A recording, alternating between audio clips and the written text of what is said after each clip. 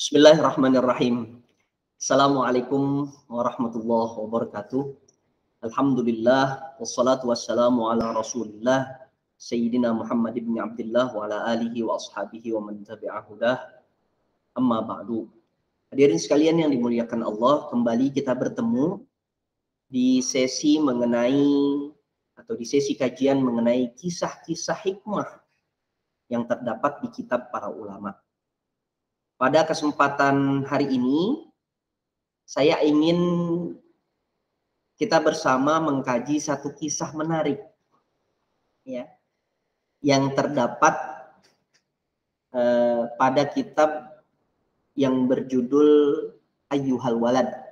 Nama kitabnya adalah Ayyuhal Walad. Kitab Ayyuhal Walad ini ditulis, ya, dan dikarang oleh Hujjatul Islam, Imam Ghazali, Abu Hamid Muhammad bin Tawus At-Tusi Asy-Syafi'i Al-Ghazali. Kata-kata At-Tusi ini berarti beliau adalah kelahiran Tus, ya, di Khurasan, Iran. Kata-kata Syafi'i berarti beliau bermadhab fikih Syafi'i, yang mana beliau ini amat sangat terkenal, ya, khususnya dengan karya-karya beliau dan disiplin ilmu yang beliau kuasai. Banyak sekali disiplin ilmu yang beliau kuasai. Ada fikih, ada tasawuf, ada pemikiran, ada teologi, dan lain sebagainya, ada filsafat, dan lain sebagainya. Ya. Dan tentunya kisah ini saya ambil atau kita bisa sama-sama temukan di dalam kitab tersebut. Sebelumnya, yuk kita baca surat Al-Fatihah untuk pengarang kitab ini, al-musannif li hadzal kitab, dan untuk kita semua mudah-mudahan kita bersama mendapatkan hikmah, mendapatkan kebaikan dari kisah yang terdapat dalam kitab tersebut. Ala hadhihi niyyah al-Fatihah. A'udzubillahi minasyaitonir rajim. Bismillahirrahmanirrahim. Alhamdulillahirabbil alamin, arrahmanir rahim, maliki yaumiddin. إياك نعبد وإياك نستعين اهدنا الصراط المستقيم صراط الذين أنعمت عليهم غير المغضوب عليهم ولا الضالين. Hadirin sekalian yang dimuliakan Allah, ini adalah kisahnya. Ya. Dalam kitab ini kita bisa temukan dikisahkan hukiya anna rajulan fi bani Israil abadallaha ta'ala sab'ina sanah. Dikisahkan bahwasanya ada seorang laki-laki dari kalangan Bani Israil yang sudah beribadah selama 70 tahun. Jadi seseorang ini beribadah udah 70 tahun lamanya. Fa'aradallahu ta'ala ayyajluwahu 'alal malaikah. Maka Allah Subhanahu wa ta'ala ingin memberitahukan keadaan orang tersebut, ya. Apakah ibadahnya, kualitas ibadahnya, dan lain sebagainya di mata Allah Subhanahu wa ta'ala. Jadi orang tersebut ini ingin diberitahu oleh Allah bagaimanakah hasil dari ibadah yang telah dilakukan orang tersebut selama 70 tahun. Fa'arsalallahu ta'ala ilaihi malakan yukhbiruh. Maka Allah Subhanahu wa ta'ala mengutus kepada orang tersebut, ya, malaikat yang akan memberitahu kepadanya apa pesan Allah, ya, yang dibawa oleh malaikat tersebut. Ini yang mencengangkan, ya. Jadi malaikat ini diminta oleh Allah Subhanahu wa ta'ala, disuruh oleh Allah untuk kasih tahu tuh orang. Annahu ma'atil kal ibadah la yaliqu bihil jannah. Bahwasanya ibadah yang telah dilakukan selama 70 tahun itu, ya, tidak pantas, belum layak orang tersebut masuk ke dalam surga semata-mata ibadah yang telah dilakukan selama 70 tahun itu.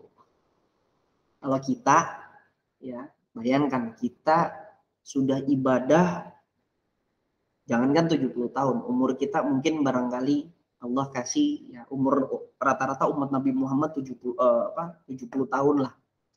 Barangkali orang tuh ibadah mabaina sittin wa sab'in ya, umur Nabi Muhammad itu antara 60-70 tahun.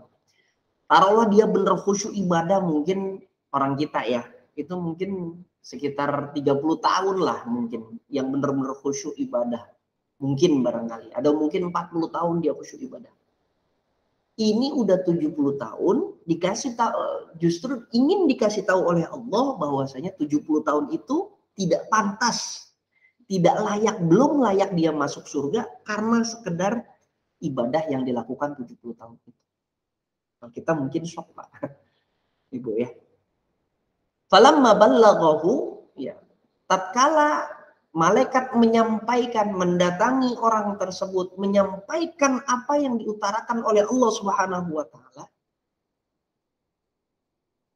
Orang ahli ibadah ini mengatakan, bukannya shock, bukannya kaget, bukannya kecewa, ini reaksinya. Beliau mengatakan, ya, orang ini mengatakan, nahnu khuliqna lil ibadah, fayambaghi lana an na'budah. Tuh. Kata orang ini, tatkala dikasih tahu 70 tahun ibadah nggak akan layak untuk masuk ke dalam surga, orang ini bukannya kendor semangat dia ibadah. Justru dia semakin yakin, semakin kuat keinginan dia untuk meneruskan ibadah yang telah dilakukan selama 70 tahun tersebut. Dia mengatakan seperti ini, kami ini manusia itu diciptakan oleh Allah Subhanahu wa taala memang untuk ibadah. Ya. Nggak ada urusan saya masuk ke dalam surganya Allah atau tidak. Karena saya diminta oleh Allah itu untuk ibadah. Justru ibadah. Karena ibadahlah saya diciptakan oleh Allah. Wa ma khalaqtul jinna wal insa illa liya'budun, kata Allah. Dan aku tidak diciptakan jin, aku tidak menciptakan jin dan manusia semata tidak lain dan tidak bukan hanya karena untuk mereka beribadah kepadaku, kata Allah Subhanahu wa taala. Jadi bukannya kendor semangatnya, malah semakin kencang semangatnya, semakin kuat tekadnya, ya. Fayambaghi lana an na'budu, maka nggak ada ngaruh, nggak ada urusan.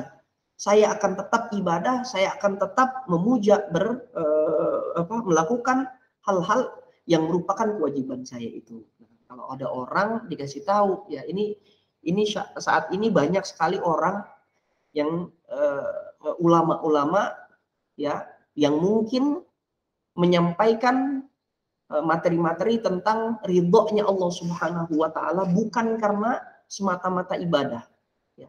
Tapi ini disalahartikan oleh orang-orang yang malas ibadah. Disalahartikan oleh orang-orang yang belum yakin, belum paham ilmunya tentang ibadah tersebut.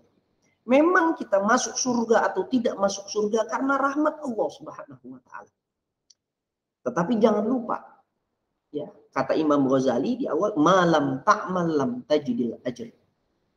Ya, kalau seandainya kita belum kerjakan apa yang diperintah Allah, ya tentu kita belum dapat pahalanya.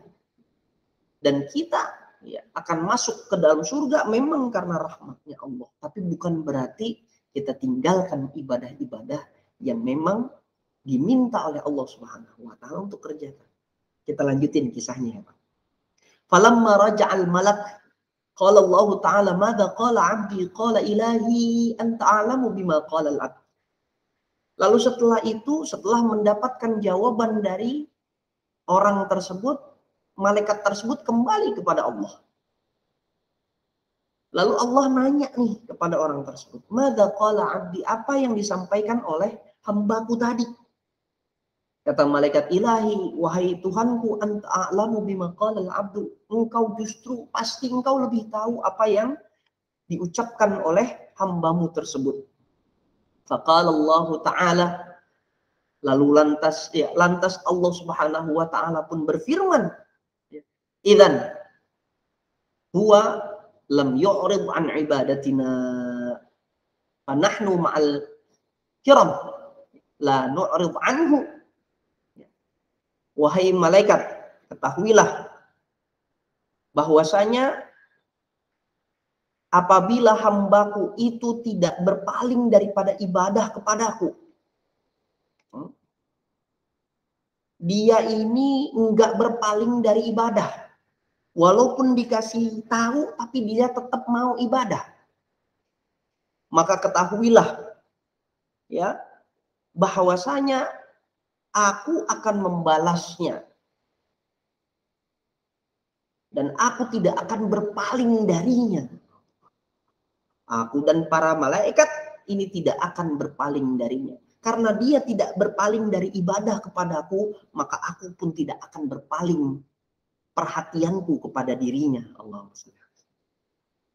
Ishhadu ya malaikati anni qad ghafartulah. Maka saksikanlah wahai para malaikat, ya, dengan dia tidak berpaling kepadaku, ya, maka saksikanlah wahai malaikat-malaikatku, sesungguhnya aku akan mengampuni segala dosa-dosanya. Allahumma shalli. Hadirin sekalian yang dimuliakan Allah, ini sebagai ibrah bagi kita bahwasanya memang kita beribadah, ya, kepada Allah Subhanahu wa taala tentu, ya, bukan semata-mata kita hanya mengharapkan surga, tapi terlebih dari itu, ya, kita mengharapkan ridhonya Allah Subhanahu wa taala, karena justru dengan ridhonya tersebut kita bisa masuk ke dalam surganya Allah, ya. Dan kisah ini menjadi pembelajaran bagi kita bahwasanya, ya, jangan kita terlena, terbuai, ya, dengan pemahaman yang salah tentang ibadah kepada Allah Subhanahu wa taala, ya. Jangan kita disalahartikan, ya, dengan mengatakan bahwasanya tidak perlu sholat mungkin atau tidak perlu ibadah, karena memang kita masuk surga karena rahmat Allah, bukan karena sholat. Nah, itu adalah pengertian yang kurang tepat, ya. Pengertian yang tepat adalah kita bisa kita beribadah hanya, ya, ikhlas, ya, meminta ridho Allah Subhanahu wa taala, dan kita lanjutkan ibadah kita karena memang dengan ibadah adalah salah satu cara kita mendapatkan ridhonya Allah. Kalau kita tidak beribadah kepada Allah, ya, lalu bagaimanakah, ya, lalu kita tinggalkan ibadah Allah Subhanahu wa taala untuk orang yang awamnya, untuk orang yang fakir ilmu, ya, karena kita tinggalkan ibadah kita, kewajiban kita kepada Allah, lalu bagaimana lagi, ya, orang tersebut bisa mendapatkan ridha Allah Subhanahu wa taala. Hadirin sekalian yang dimuliakan Allah, jangan tinggalkan ibadah, karena itu penting buat kita. Mudah-mudahan kisah ini bermanfaat buat kita dan bisa kita ambil pelajaran darinya. Saya akhiri dan saya mohon maaf apabila ada kesalahan dan kekurangan. Wassalamualaikum warahmatullahi wabarakatuh.